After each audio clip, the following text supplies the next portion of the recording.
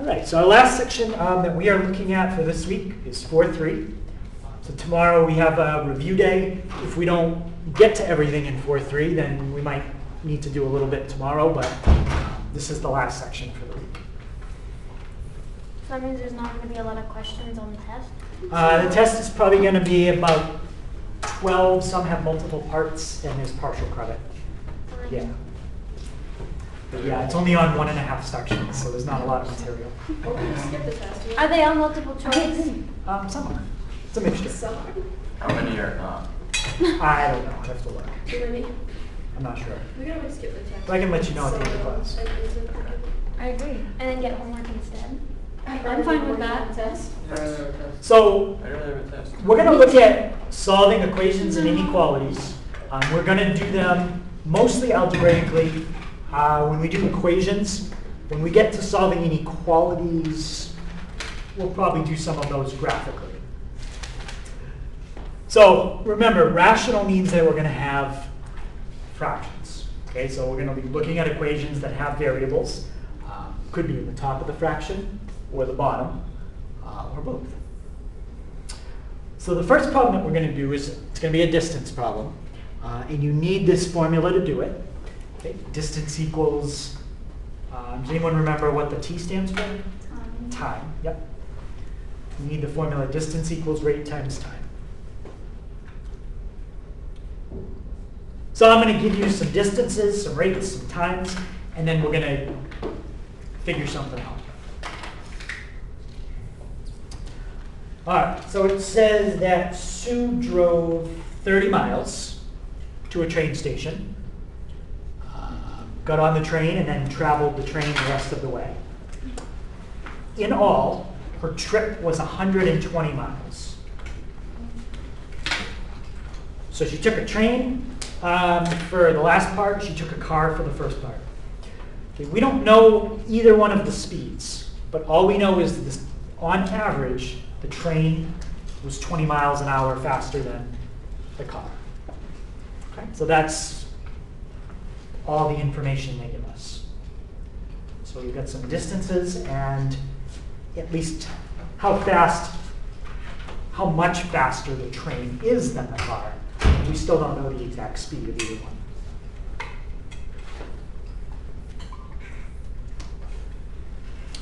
All right, so we're going to try to come up with an equation that represents this problem. Okay, what are some important numbers? Just kind of underline what we think is important. There's some things here that aren't important. 20 miles per hour faster. Yep, so that's whatever the speed of the car is, the train is that plus 20. Yep. What else is important? 120 miles. Right, that we can use to also figure out something, but that's important. And then 30 miles to the train station. And 30 miles to the train station. Yep.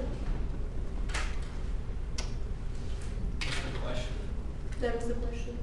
So that's all the background. The question itself is find an equation that represents the time for her to make this trip.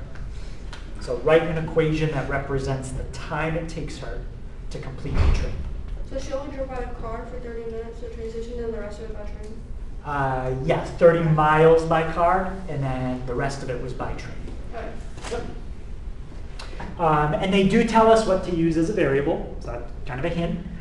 You're going to use x, and x is the speed of the car. So we're finding an equation for the time it takes her to do this trip.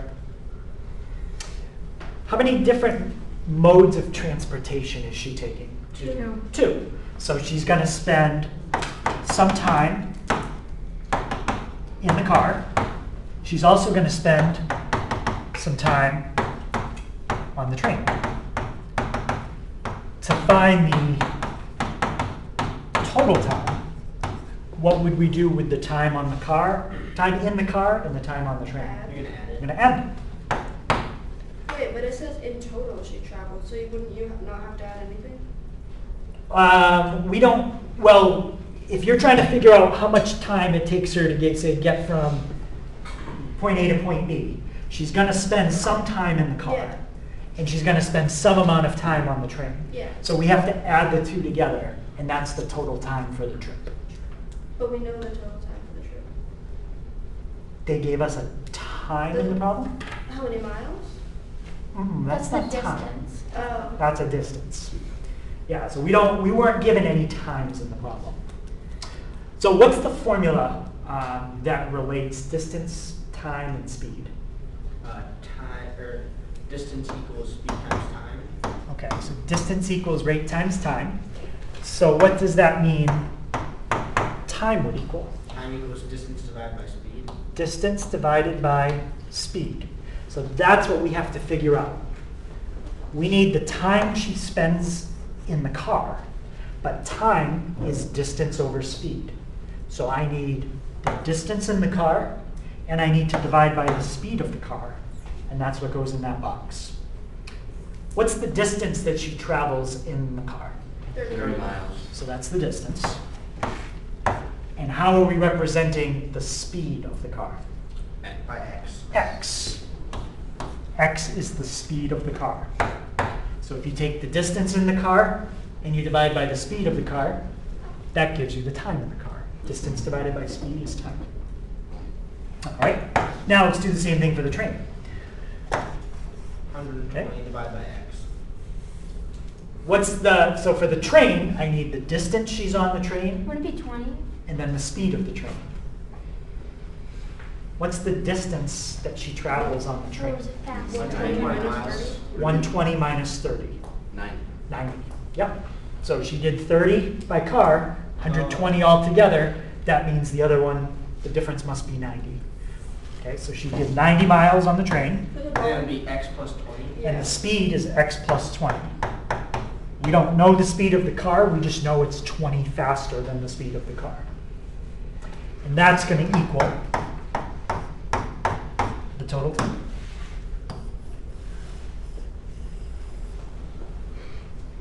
So that's an equation that represents the time it takes her to complete the trip. Why is there an X? Yeah, what's the tx? Is that just like the same f of x type of thing? Yeah, that's the time as a function of x. So instead of calling it f of x, I called it t of x for time. Very creative. Yep. So I try to make that letter have something to do with the thing I'm finding in the problem. And what does that do for the equation? Like, what is its purpose? We're going to use that to figure something out The x? in a second. Next to the t? The x next to the t. Like, you know, the f of x, like, I don't get why the x is there. I don't understand what it does.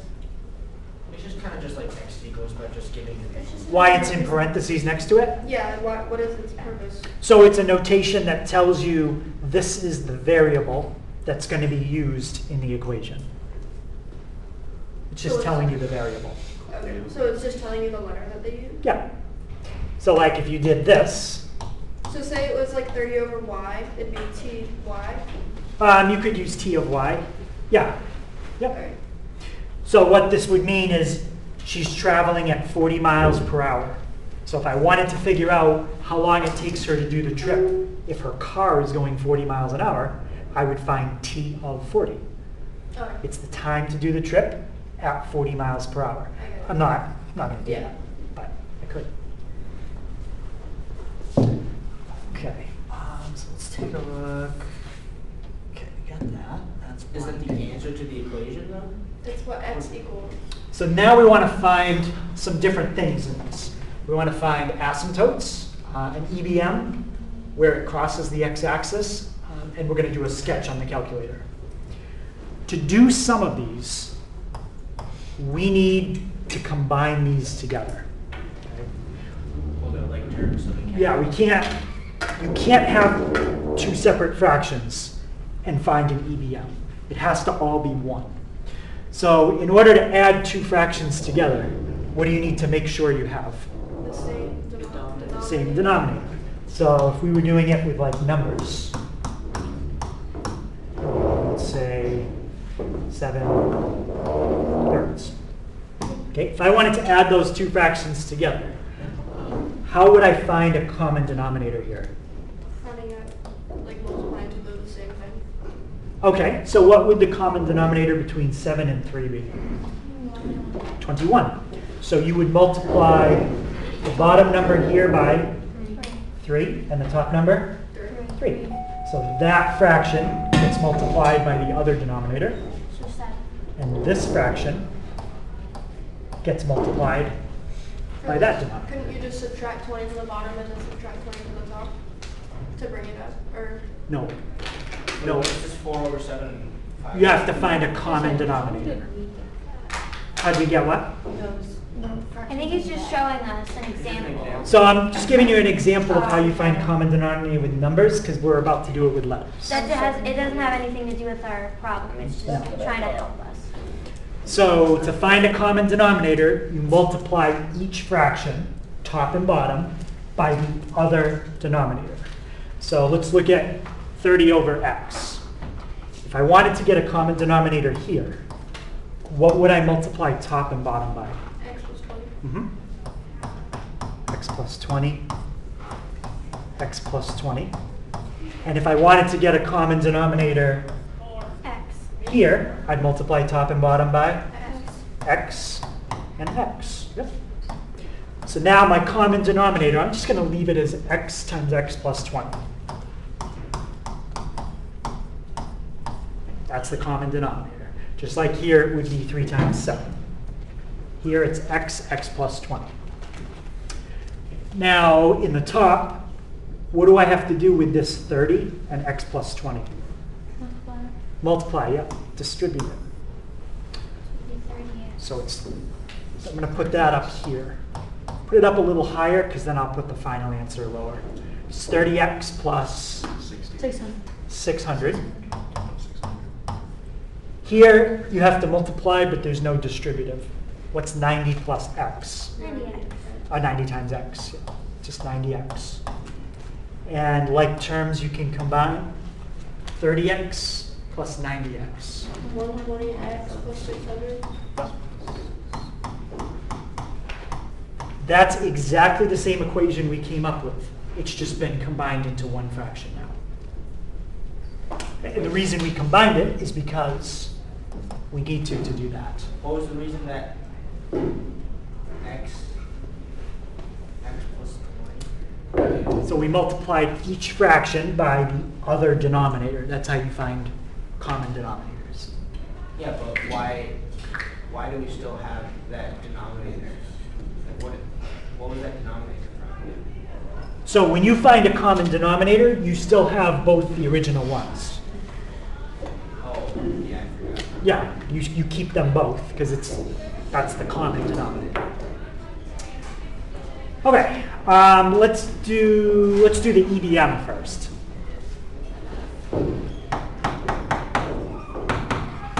What's the highest degree term in the top? Yep, which you wouldn't have been able to see if you didn't combine it together. Now be careful with the bottom, it's factored. It's 2x. What would be the highest degree term in the bottom? X squared. X squared. If you were to multiply that out, you would have an x squared there. Any question on that? Would it be 120 over x? Yeah, it'd be 120 over x. That's the end behavior model. Wait, so before you find the EBM, would you have to multiply the x to the other x? When you find the EBM, yeah, you'd have to think if this was all done out, what would be the highest degree term? Why aren't we doing Why not? I don't know. I like to leave it factored because I think factoring it looks simpler. Then I don't have to worry about if I multiply it out, I'm going to have to factor it again to do something in the next step. So that's why I always leave it like that. If you want to do it out, you can. If that helps you, but you don't need to, as long as you understand that x times x is x squared. All right, so that's our EBM. The next thing we want to find are the zeros. Okay, so that's where the graph crosses the x-axis.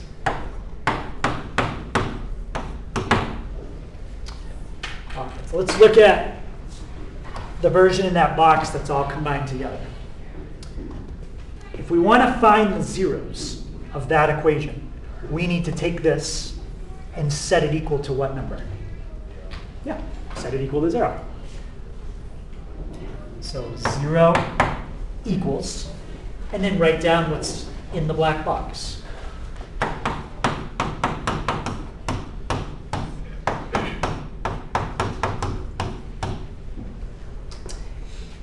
Now we have to solve. Now, when you're solving an equation like that, what's the only way that a fraction can ever come out to 0? How could you do a division problem and get an answer of 0? If you divide by 0? No, it can never divide by 0. If you divide by itself? Is the bottom? If you divide something by itself, you get 1. Is it like the bottom number has to equal 0, or is it the top number has to equal? The top, yeah. You can never have 0 in the bottom of a fraction. A number divided by 0 spells no. You can't do that. Okay, so you can't divide by 0. Only way a fraction can ever equal 0 is if the top is 0. So we just have to figure out what would make the top 0, and that's the answer. So when we solve 0 equals 120x plus 600, how would we get the 600 on the other side? Yep. So let's subtract it. And how would we get x by itself? Divided by 120? And you divide that by 120. What's negative 60 divided by 12? Negative 5. There you go. I'm not saying that makes sense in this problem because remember x is the speed of the car. The speed can't be negative. But that is where this graph crosses the x-axis, even if it doesn't have a meaning in this problem.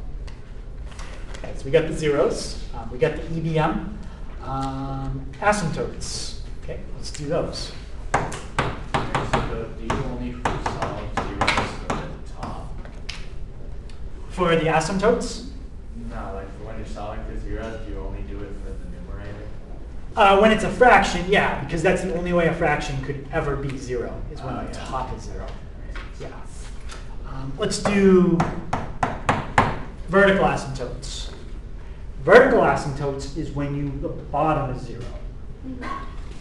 So what numbers, and this is why we combined it all together, what number would make this 0 in the bottom? 30? If you plug in 30, you'd have 30 over 30, that's 1. 0. What number would make the bottom 0 there? Negative 20. Negative 20. Those are my two vertical asymptotes, 0 and negative 20. And because they're vertical, I always use which letter? Oh. X. 0, negative 20. This problem is not going to have an EBA. Wait. It can't have an EBA because the degree in the bottom is a 2, the degree in the top is a 1. When the degree in the bottom is bigger, there's no EBA. What do you write, no EVA? You don't even have to write anything for Just ignore EBA. it. Yeah. But because there's no EBA, there will be a horizontal asymptote. You can't have both. You either have a horizontal asymptote or you have an EBA. It's one or the other. And in this problem, the bottom has a bigger degree, so it's a horizontal asymptote. Wait, sorry, can you say one more time how you found 0 for the vertical asymptote? Yeah, I was a bit confused by I that. understand negative 20. It's the numbers that would make the denominator 0. Oh, So if you plug in 0 here, it makes the denominator 0. But they said the bottom can never be. Never mind. Right, the bottom, when you're graphing it, you'll get an So for asymptote. zeros, you just wrote 0 comma negative 20? No, it'd be No, x I thought it was equals 0. negative 5. 0 and negative 20. Okay, because vertical asymptote is x equals, Yep, and horizontal is y equals. yeah. And remember, so sometimes you're finding the zeros of the numerator, sometimes you're finding them in the denominator. Depends what you're doing. If you're finding the roots, you want to look at what makes the top 0. If you're finding vertical asymptotes, look at what makes the bottom 0. It's an important difference. So horizontal asymptotes. That's when we take the EBM and let x get really big. What's going to happen to that fraction as x gets bigger and bigger? It's going to get closer to the number. What is this going to get very close to? One of the asymptotes. Well, what number? 120. So as x gets bigger and bigger, like if x was 1,000,000 and then 10 million Infinity. and then 100 million, and you keep taking 120 and divide by a number that's getting bigger and bigger, And that's 0. this is going to get closer to 0. Yes. So your horizontal asymptote is y equals 0. So the horizontal asymptote is when you use the EBM and you let x get bigger and bigger and bigger. And the bigger you make the bottom of a fraction, the smaller you make the whole fraction. And it gets close to 0. So that's everything they want. We've got the asymptotes, the zeros, the EBM. The only thing I haven't done is sketch it. I'll do that on the calculator. So any questions on how we found any of those things?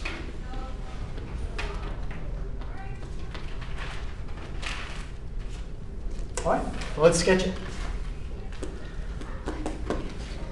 Okay, doesn't matter which version we type in. I think the version where we combined it all into one, that's probably easier to type in.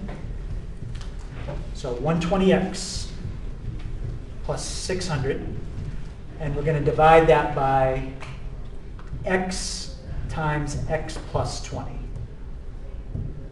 I would type it just like that. So what I did is I put parentheses around the top and around the entire bottom. And I copied the parentheses that were already there. Okay, where were my two vertical asymptotes? 0 and negative 20. Okay, so I'm going to go to negative, 30. yeah, negative 30, negative 40. I want to go past it so I see it. X, remember, that's the speed of the car.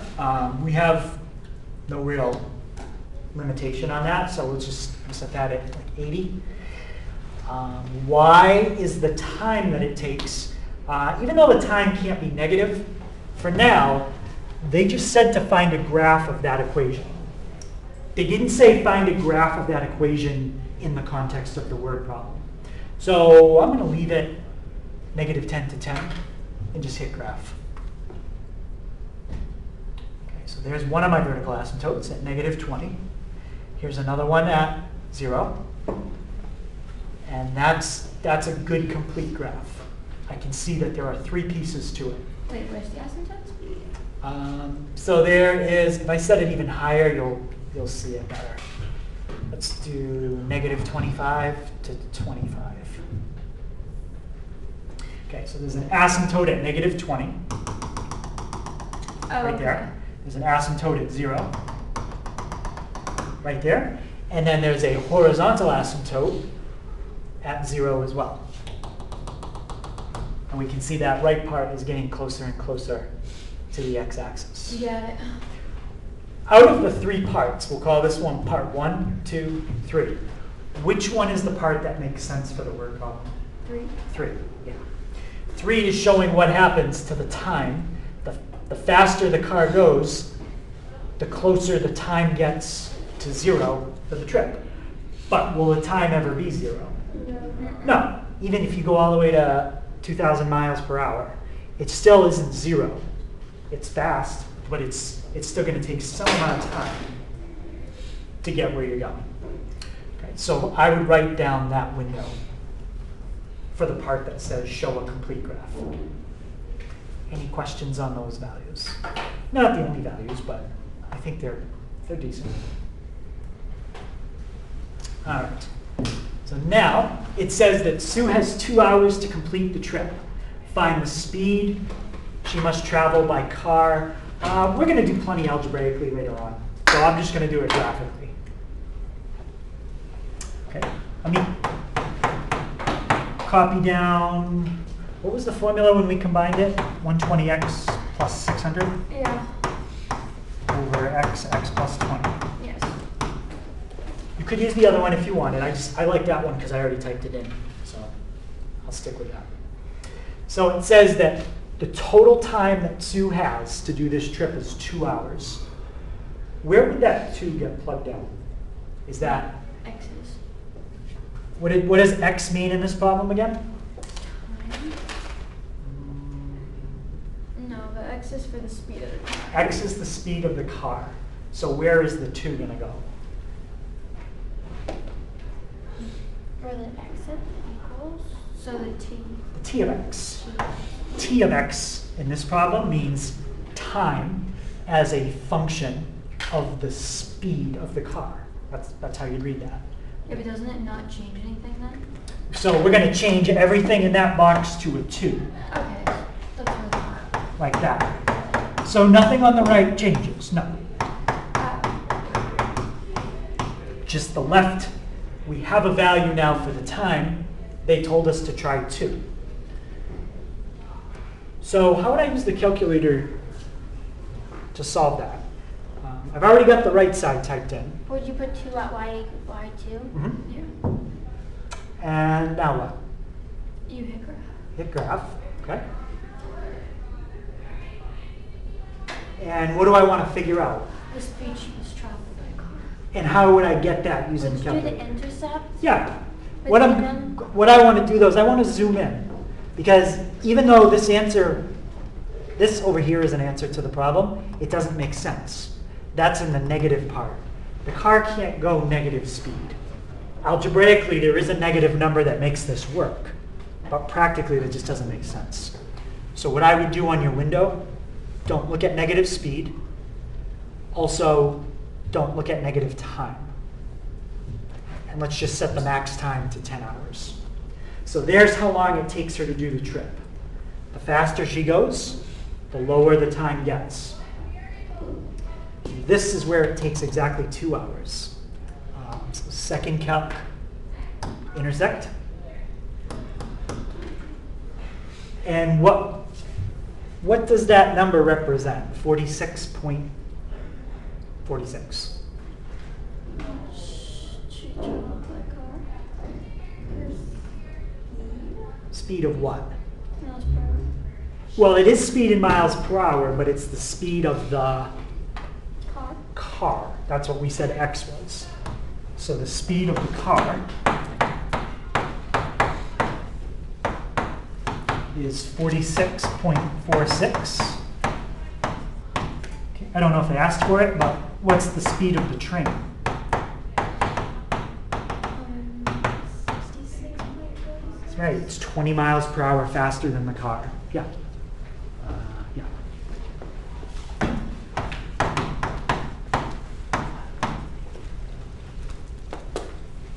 So that's how you'd solve a problem like this graphically.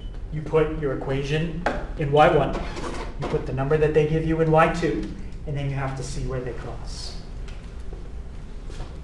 Okay. Questions on that? Do you think we'll have a bunch of these on the test, or maybe just one? I still have to finish putting it together completely, but at least one, yeah. Okay. Any question on that? Okay. So this kind of problem, that's the hard problem for today because we have to come up with the equation ourselves, which we did. Okay? That was the original problem we came up with, but that was not given to us. So now we're going to look at some problems where I just give you the equation.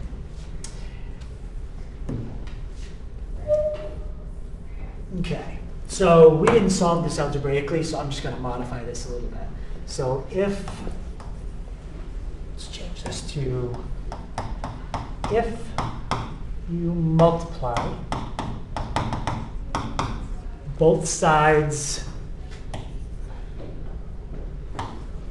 of, and I'm just rewording this a little bit, equation. So if you multiply both sides of an equation by to say by a variable,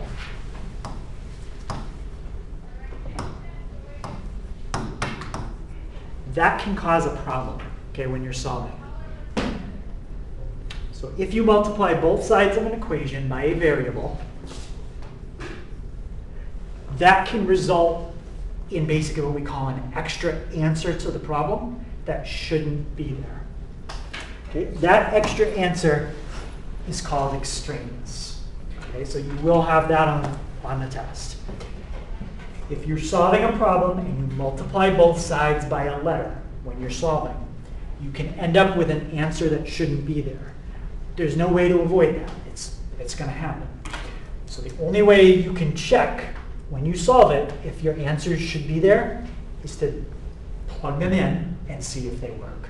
So you really do have to check your answer and make sure that it works. Okay, let me show you an example of how that could happen.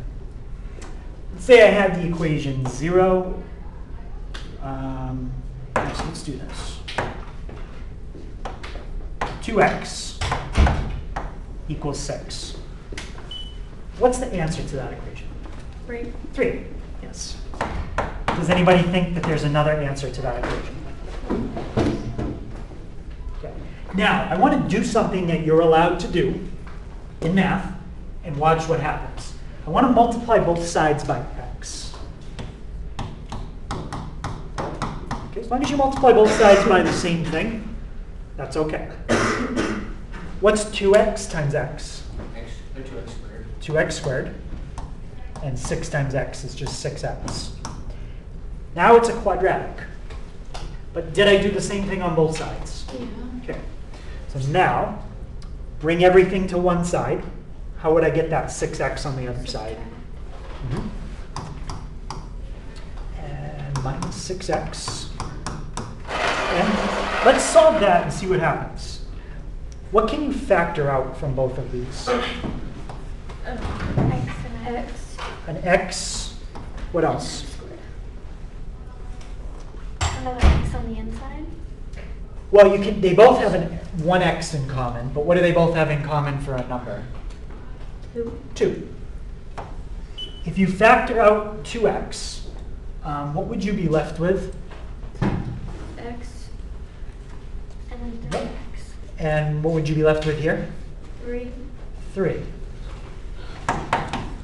Now set each of those factors equal to 0, and those are your two answers. 2x equals 0. X minus 3 equals 0. What is it? What would you plug in here to make that 0? 3. 3. It's the same answer we had before, so that's fine. What would you plug in here to make that come out to 0? 0. 0. And everyone agrees 2 times 0 gives me the 0. Yeah. But let's look and see if this works in the original problem.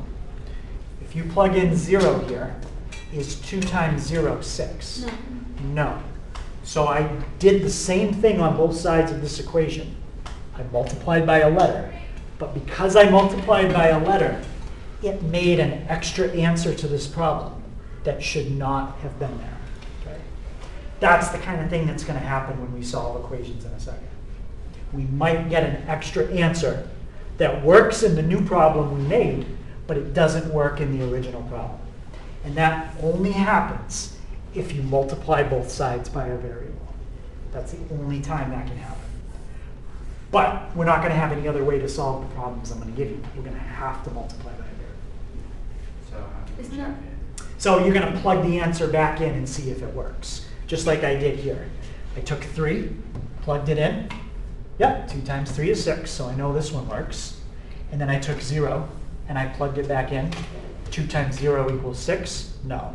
So I would cross that answer out and say that it is extraneous. All right, so let's try another one of kind of like that. Do you have to do that, or could you just divide by the 2x on each side? Well, let me show you this one and then see if you still have that same question. Okay. So when we are solving an equation with fractions, The fractions are what make it more difficult. We want to try to get rid of the fractions if we can. And one way to eliminate all your fractions is to multiply by the LCD. That's the least common denominator. Okay, I'm going to show you an example with numbers first, and then I'll do the problem that has letters. Okay, let's just say you had 2x over 3 plus 4 over 5 equals 2 over 15. Okay, what makes that problem hard is all the fractions. But if I can find the LCD, least common denominator, I can get rid of those fractions. What's the least common denominator 15. between 3 and 5 and 15? 15. So we're going to multiply everything by whatever we need to basically cancel all those out. All right. So what did you say to multiply by? 15, which is basically just the product of these two. So I'm going to multiply by 15, and by 15. How many times does 3 go into 15? 5. That becomes a 5. How many times does 5 go into 15? 3. And how many times does 15 go into 15? 1. It's gone. Now you're left with a problem that doesn't have any fractions. What's 2 times x times 5? 10x. 4 times 3? 12. 12. And 2. That's a much easier problem to solve now than all the fractions before. Just minus 12 and then divide by 10, and there's your answer. All right? So now we're going to try the same thing here. So it says we're just going to solve. We've done graphically. So you put what's on the left in y1 and what's on the right in y2. So let's do algebraically.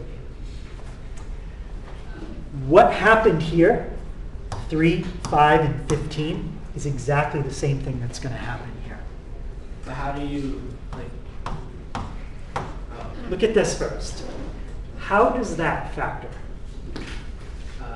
X and x. Would it be on plus and on minus? Or minus and plus? Well, you need to multiply something times something and get a positive. 4. So what would your signs be? Plus minus. Plus minus is a negative. Negative and positive. You need a... Negative and negative? We put up a chart, right? One day? Yeah, I don't Yeah. remember. Okay. So when you have a minus and a plus, your signs are minus, minus. Okay. And what would be your two numbers that multiply to give you 3? 4 and 4 and Oh, for 3? 1 and 3. multiply to give you 3. 1 and 3. If you FOIL that out, it will come out to x squared minus 4x plus 3. Now What's over there? the way that this just factored, what do you notice about these two things? They're on the other side. Yeah, they ended up being the same denominators that were over there. That's going to happen in the kind of problems I give. Always. So what could I multiply all of these fractions by, and it would cancel out my denominators in all 3 spots? Yep. 2x minus 4x minus 3. Multiply by, it's going to be something that's written up there. X minus 3 and x. X minus 3 and what? X minus 1. Exactly. You multiply every term by the product of the 2 denominators you had right here. We multiplied everything by 15 up above. That's the 2 denominators we had in those 2 spots. So the 2 denominators we have here, it's x minus 1 and x minus 3. So everything is going to get multiplied by that. Now we just multiply both sides by a variable, but you have to. That's true. So you just distribute it? Well, before we distribute it, let's look and see if anything cancels. in the first fraction, this is your calculation now. 2x divided by x minus 1 times x minus 1 times x minus 3. Is there anything there that would cancel out? X minus 1. Yep. That's gone. How about in the second fraction? X minus 3. The x minus 3 is gone. And in the third fraction? Yeah, this is that. So the whole thing cancels. Let's do out what we have left. What's 2x times x? 2x times x is 2x squared. 2x squared. What's 2x times negative 3? Oops, I didn't mean to put that. Wait, why aren't you doing 2x times -1? That's Does gone. it It cancel out. That's gone. Because it canceled with that. Oh, So 2x times Would x it be negative 6x? and negative 6x. Now here, we're just distributing the 1 out because this canceled with that. Should be x minus 1. Still x minus 1. And here, nothing. So now we've turned our original problem into a quadratic, but there are no fractions left. So now we can solve it with quadratic formula or factor. What do we get when we combine like terms? Minus 5x. And what do we always want to get it equal to when we're solving a quadratic? 0. 0. So what would be your constant right there? Negative 3. Yep. All right, let's try to factor it. If we don't need quadratic formula, that would be nice. wait, how did you get? Never mind. So when we factor it, we have 2x and x. What do my signs have to be here? Negative. Has to be one of each. You can't get a negative unless you have a negative times a positive. Might not be positive negative, it might be negative positive. So we might have to fix it. Two numbers that multiply to give me 3. 1 and 3. So we can try 1 and 3 and see what happens. 2x squared minus 6x plus 1x. What's minus 6 plus 1? Negative 5x. Perfect. So yes, we did factor it right. And now what do you do with each of those factors? Set them equal to 0. So once you get through that first step of getting rid of your fraction, the rest of the problem is stuff we've done before.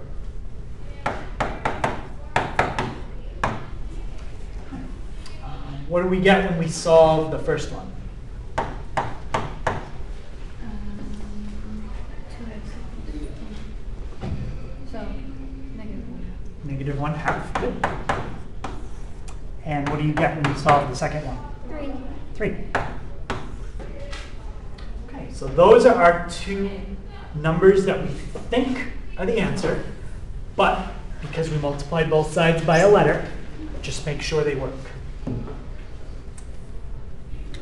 Okay, so look back at the original problem. I'm going to get rid of all these crossouts so you can read the original problem a little better. And the only way that a number would not work here is if you plug it in and it causes you to divide by 0.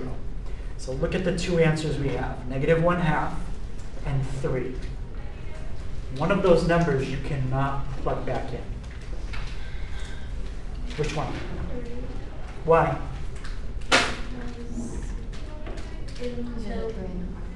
Yeah. If you plug in 3 right here, you would have 1 divided by 0. You can't do that. So because of that, this answer is called extraneous and it doesn't work. I might still ask you for it. I might have like on the test and say, write the answer here that is extraneous, write the answer here that is not extraneous. This is the one that's not. And how do I know that? Because if I plug negative 1/2 in, it doesn't cause me to divide by 0. So that's the only way it would be extraneous. Yeah. Is there ever like both of them aren't extraneous? Yes. So there's 3 things that can happen. You can get one answer works, one answer doesn't. Both. Both don't work. You could get that, or you could get both do work. So there's, 3 things that can happen. Let's try one more of those that I think is similar to what you just said. Okay, let's look at the right-hand side. What can you factor out of each of those? X and So you can factor out an x, it is a positive. and what would you be left with? 2. X plus 2. Which is exactly the two denominators you have right over there. So I told you that's always going to happen. So what would we multiply all three of those by? X and X plus 2. X, yeah, you always multiply them by these two. X, X plus 2, X, X plus 2, X plus 2. And something's it's gonna cancel everywhere. What's gonna cancel in the first one? X. X with X. What cancels in the second one? X plus 2. X plus 2 with X plus 2. And what cancels in the third one? Both the ball. This cancels with all of that. So the right-hand side becomes very simple when you're done. It's usually a number. Okay, here, that's distributive property. What's x times x? X squared. X times 2. X. 2x. I'm just going to put that there. X times negative 3. Negative 3x. What's 2x minus 3x? Negative 1x. Negative 1x. And negative 3 times 2. Negative 6. Negative 6. Okay. What's positive 3 times x? 3x. 3x. And on the other side? Negative 6. There you go. So now we've gotten rid of all the fractions. We're going to solve it just like it's a quadratic. Well, it is a quadratic. So combine like terms. 2x. Negative x plus 3x is 2x. You gotta add 6 to the other side. Get it equal to 0. So add the 6. And actually what happens here? Cancels out. Cancels out, so now you definitely don't need quadratic formula. What can you factor out of there? X plus 2. And then what would go here? X plus 2. Okay. Now set each of those equal to 0. What would you plug in here to make that 0? 0. And what would you plug in there? Negative 2. Okay. Let's make sure they work. Let's check 0. Can you plug 0 into the original problem? They don't work. Neither of them You would can't plug 0 in because you divide by 0 here. You can't plug negative 2 in because you divide by 0 here. This problem has no solution. So both of these answers don't work. So they're both They're both extraneous. Yep. So they both can work, they both cannot work, or one works and one doesn't.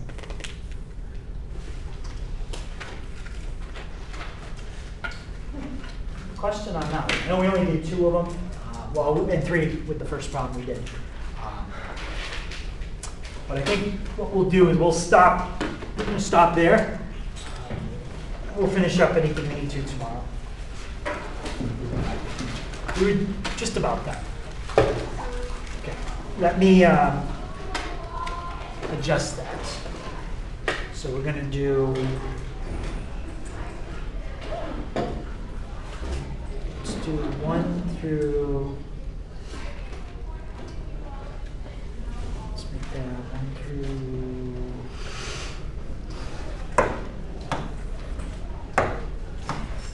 So 1 through 9 odd. 20, that's a graphing calculator. I showed you how to do that. I can do that one.